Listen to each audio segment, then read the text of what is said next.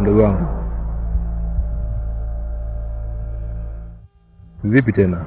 Mbona umekaa nje hali ya kuwa sisi kule tunakaribia kula ugali? Unajua kuna vitu vingi sana vinavyoweza kwenye kichwa changu, hadi nilipofikia hapo sidhani kabisa kwamba mimi na bahati katika hii dunia. Nisikize mdogo wangu, unajua kwenye maisha kuna vitu vingi sana na kuna mzunguko mkubwa sana katika maisha, ila huo mzunguko mpaka kuja kujua inachukua muda sana.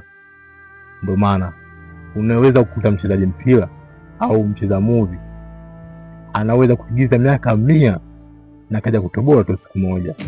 Unajua kwa nini? Ndugu wangu, ukisikia neno maana ya mapenzi ujue kabisa. Kaka, hebu niambie nini maana ya mapenzi? Mapenzi ni nafsi nzuri inayotembea, inaweza kumwingia mtu yote ule. Mbona sijakuelewa? Utanielewa tu.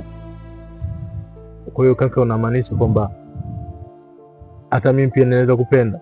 Ndio, una haki ya kupenda. Sawa kaka.